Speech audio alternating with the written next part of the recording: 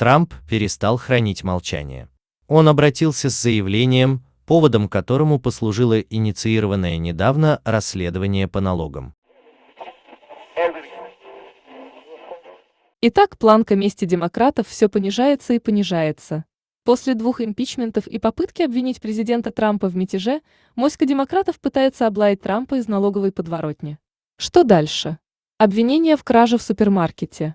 Как бы то ни было, президент Трамп вышел из зоны молчания в публичное поле. Он выступает с заявлениями, открыто называет губернатора Нью-Йорка своим заклятым врагом, а себя президентом, обещает победу и говорит, что продолжает бороться, не забыв упомянуть народ Америки, который не будет терпеть всего этого. События развиваются динамично, так же, как и просыпаются люди вокруг, не менее динамично и продуктивно. Скоро весь мир узнает, что такое глубинное государство и что они творили все эти годы. Итак, вот текст заявления. Офис Дональда Трампа. 22 февраля 2021 года. Заявление о продолжающемся политическом преследовании президента Дональда Трампа. Это расследование является продолжением величайшей политической охоты на ведьм в истории нашей страны, будь то нескончаемая на $32 миллиона мистификация Мюллера, которая уже исследовала все, что можно исследовать. Россия, Россия, Россия, где было обнаружено, что нет сговора, или 2 нелепые попытки импичмента от сумасшедшей Нэнси, в результате которых я был признан невиновным. Это никогда не заканчивается. Вот уже более 2 лет Нью-Йорк внимательно следит за почти каждой сделкой, которую я когда-либо совершал, включая поиск налоговых деклараций, сделанных одними из крупнейших и самых престижных юридических и бухгалтерских фирм в США. Налоговое управление рассматривает его гораздо лучше, чем Дональд Трамп. Верховный суд никогда не должен был допустить эту рыбацкую экспедицию, но они сделали это. Это то, чего никогда раньше не случалось ни с одним президентом. Все это исходит от демократов в таком демократическом месте, как Нью-Йорк, штате, полностью контролируемым моим широко известным врагом, губернатором Эндрю Куомо.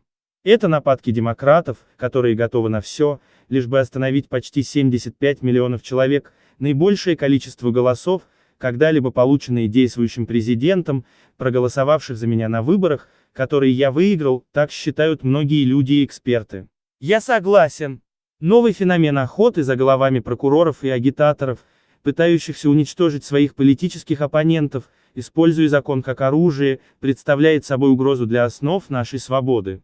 Так делают в странах третьего мира.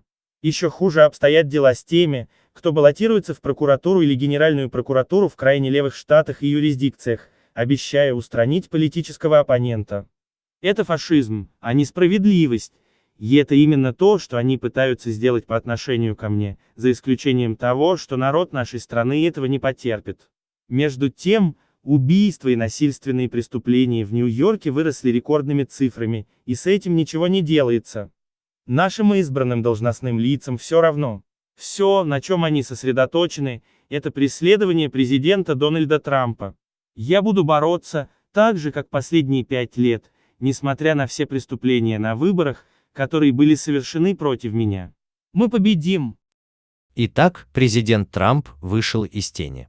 И это очень обнадеживает на фоне происходящих во всем мире событий, которые, может быть, не сразу бросаются в глаза, но говорят о возросшей активности сил света. Спасибо за просмотр. Подписывайтесь на канал, если хотите. Спонсируйте, ставьте лайки. Или дизлайки. И обязательно комментируйте. С вами были роботы Яндекса. Ермил. Алена Филипп. и Оксана. А также вся команда делового мира.